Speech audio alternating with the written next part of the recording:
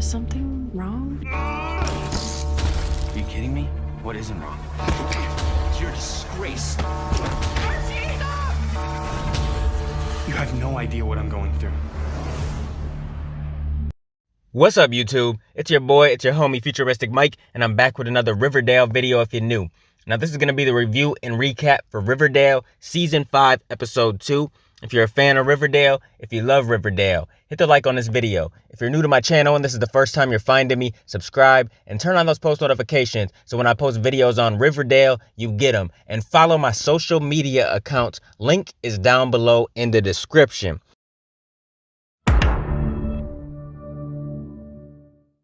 Now, the title to this episode is The Preppy Murders. This is Chapter 78. Damn, we came a long way. You know, Chapter 78, that means this is the 78th episode. That's crazy. But the description for this episode reads, Betty and Jughead's investigation into the auteur takes a twisted turn after receiving a call from Brett. Archie is forced to make an impossible decision when the person responsible for his father's death needs his help. Now, if you were reading the description before you actually tuned into the episode, I would say that it would catch your attention. You know, the description sounds pretty interesting. You know, this show is always about murders and mysteries and stuff like that. And the episode is entitled The Preppy Murders. So that just makes you want to tune in. But when the episode first starts, we see Archie in his room and he's punching and punching. He's punching away, man.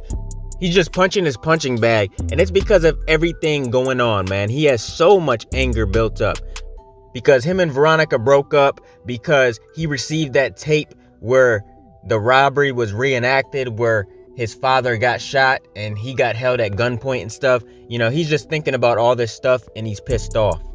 And his mom walks in and says, "What are you doing? You're scaring me."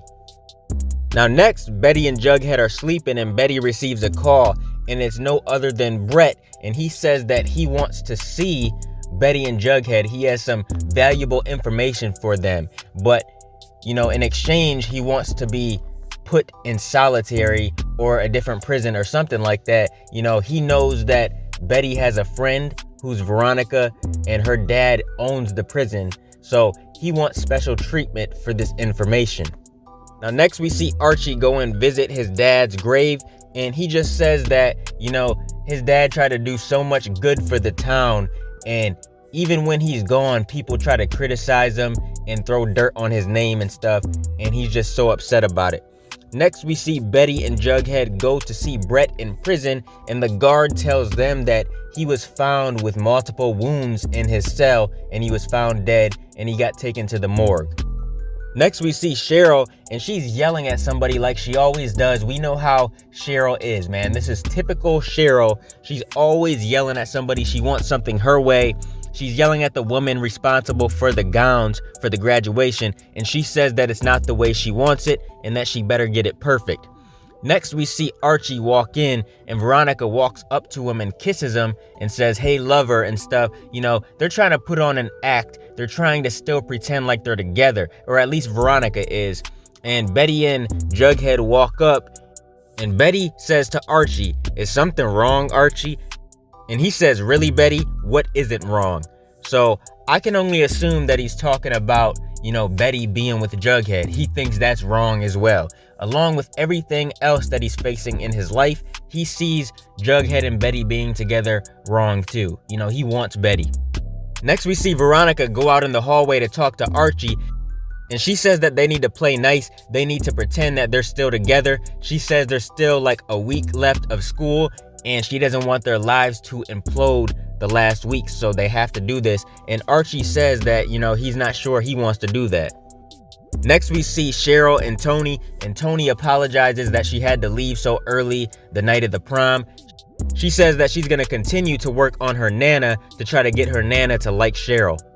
I do like Cheryl and Tony together, or we can call them Shoni, but I don't know if they're gonna last, to be quite honest. But then Cheryl says that she has some family business to attend to.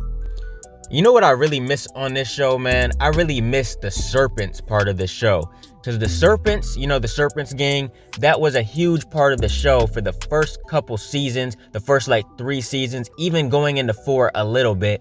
but I really miss the serpents being in this show. You know, FP, he led the serpents, and even Jughead did at one point in time. I miss them showing them on this show. I hope they go back to the serpents, because in the last episode we heard Tony, she was talking about the serpents like she was gonna try to take over or something like that. So I hope they show them again. Now next we see Jughead and Betty go to visit the dude that be helping their family out. Like, this dude works for their family. Remember in earlier seasons, there was the dad that inspected bodies and he died, so the son took over. But he says that, you know, this body is unusual. He said not only did somebody murder Brett, but somebody gouged his eyes out.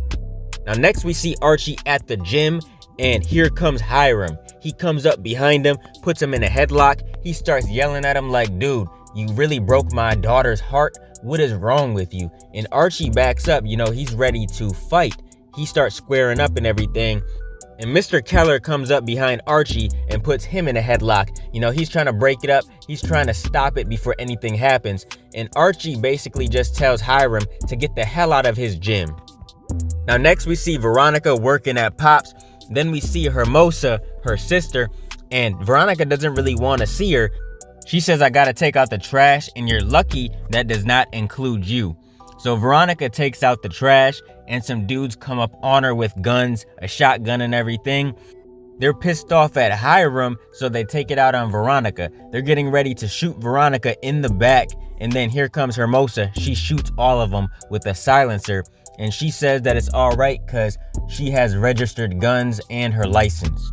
Next, Betty and Jughead are talking to Charles more about what to do about everything going on. You know, Brett dying and just trying to catch the person who's making the tapes. Next, we get to Cheryl, and she's with her Nana, and she's on video chat with her family, her cousins and everybody. And, you know, they're having a meeting about starting up the Blossom Maple business again.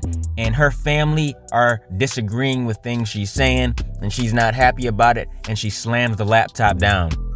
Next, we see Veronica and Hermosa go to Hermione, and they're asking for her help to take down Hiram, to get him to stop doing the things he's doing, to stop his bad ways. You know, he's just going out and beating people up because he has a disease, and that's the way he's coping with it. So Hermione says that she's down with the plan.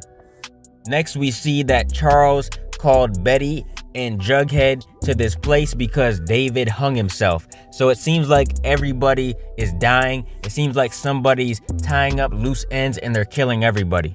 Someone put a note on his chest that says God is watching. Next, we see Archie talking to his mom, and he just says how he can't stop thinking about his dad, how he thinks about his father, you know, 10, 20 times a day, and it just bothers him. It drives him insane. Next, we see the sisters go to Hiram, and they're telling him he needs to stop what he's doing. Like, he needs to stop right now because he's just making things worse for everybody, and he's putting people's lives in danger. And of course, he acts like he doesn't want to stop, and he's just gonna keep doing what he wants to do. Next, we see Jughead with Betty, FP, and Betty's mom, and he's excited because he got accepted into the University of Iowa or something like that. So Betty is super happy for him. She hugs him, and everybody's excited. FP says that they can go to Pop's for as many cheeseburgers as they want. They want to celebrate because that's huge news.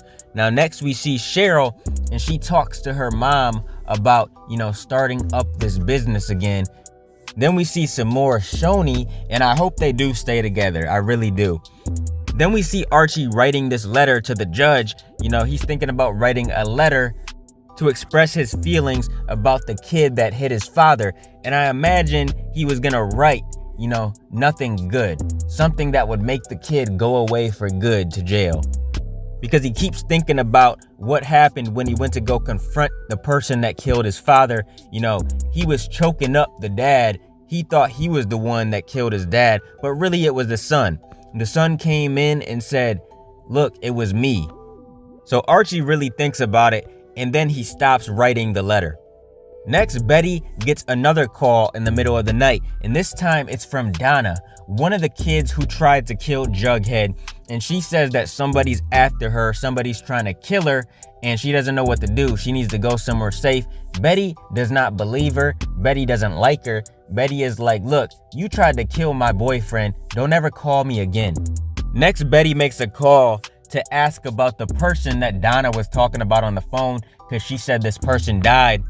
And on the phone, Betty was told that this person really did die. So when she got off the phone, she said to Jughead that, Donna was telling the truth. Next, we see the two sisters, and they're talking about how it's time to burst their father's bubble. It's time to show him that they're not going to put up with this behavior. Next, we see Archie, and Mr. Augustine comes in to see him, and he's coming in to talk to him to ask if he can write a letter and share some good words to the judge about his son, so his son gets a lesser sentence, because his son went and turned himself in for the crime. And Archie says, look, your son hit my dad. I get it. That was an accident. But him leaving the scene of the crime, him just dipping off like that, that wasn't an accident. I'm sorry. He hit my dad, and I'm not okay with that. Mr. Augustine says, look, he was just so scared. That's why he ran. And Archie says, what do you think my dad was? So I feel Archie, though. I really do. He's upset because somebody just hit his father and left. I mean, who wouldn't be upset about that? Who would want to show mercy with something like that? But then again, at the end of the day, if you're a good person and you really think about it, you wouldn't want to ruin a kid's life. So maybe you would, decide to write a letter to the judge, because the kid really didn't mean to do it. I don't think he was drunk or nothing. But still, I mean, he killed Archie's dad.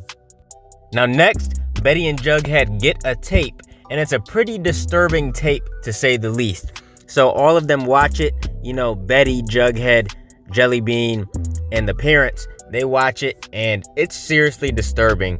But yeah, they're wondering who the hell could have done it. It shows somebody getting into the house. It shows somebody walking in while everybody's asleep, putting a knife to Jellybean's face, and just doing all types of stuff while everybody's sleeping. So yeah, it's disturbing just knowing that, somebody was there while everybody was unconscious. So they want to get everybody out of the house as fast as possible and get everybody to a hotel.